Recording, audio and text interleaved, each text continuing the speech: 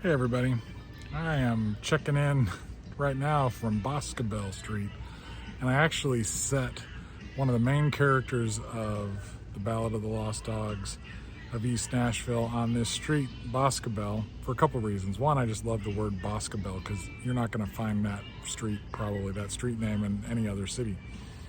But the other is that my buddy Mark Robertson lived somewhere on this street.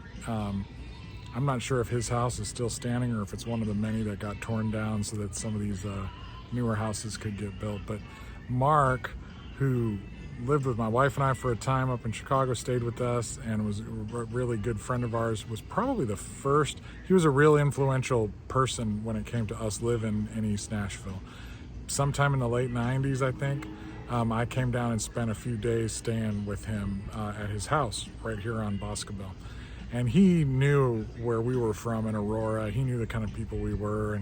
And when I told him that we were really serious about moving down here, he said, "Oh, you've got to come to East Nashville." And he drove me around one night in his truck, and he showed me around this area, but then he said, he took me a little bit farther away from the center of East Nashville. And actually, that's where we live to this day, 17 years later.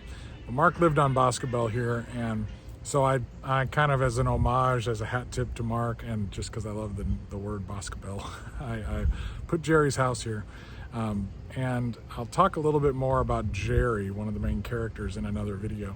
But Boscobel and this part of East Nashville, I really did do a lot of research, and I talked to several people that have lived here for a long time, and kind of trace the history going back about 50 years and talk about Nashville, or this part of Nashville, really is a character in the story, from the early 70s through the 80s and 90s, even going back with one of the characters into the late 60s, or the early 60s, the civil rights era, when Martin Luther King came to town, things like the tornadoes that came through in the late 90s. It's really fun to do this kind of thing where some people call it historical fiction. You try to tell the truth and get the facts right about the setting, even if the characters are made up. So Jerry, the character that lived here on Boscobel, is a made-up character, but he's made up based on things, stories I heard from a lot of people. So hopefully there's a lot of truth. He came from Crossville, which is a couple hours away, but settled here in the 70s. And what's fun is that one night John Herron, who had been in Res Band, told me when he came to visit us over at our house, maybe a mile from here, he said, "Oh, Res Band played over at Shelby Park sometime in the early 70s.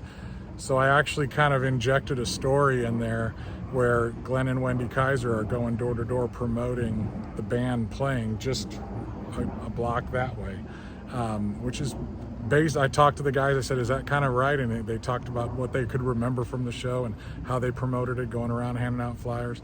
So I tried to inject that into the story, and it was pretty fun. I sent it to Glenn, make sure that it's still fiction totally, but it's a pretty funny story too. So anyway, this is my on location stop on Boscobel Street.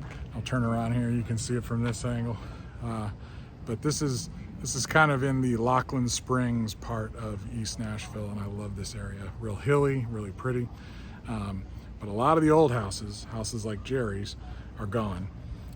There's still a few, but there was one in particular that I saw, and I used to drive by it, and I imagined that was Jerry's house. In fact, I even borrowed some things from it. There was an old, like what looked like the seat from an old van was sitting on the front porch as if it was lawn furniture. I used that in the story. But this was a house that had not been flipped. It had not been very well taken care of. It was just kind of like clinging desperately to its vintage status. And so I used that as my inspiration for Jerry's house. Drive down here now, and it's a lot nicer than even when I was working on the book. It's really changed. The neighborhood has changed quite a bit. Also, just literally a week or so after I finished the final draft in 2020, another round of devastating tornadoes tore just a couple blocks this way and right back down a parallel track to the ones that came through in the late 90s. The community rallied around just like they did in the 90s, and even more so, and just like they did in the 2010 flood.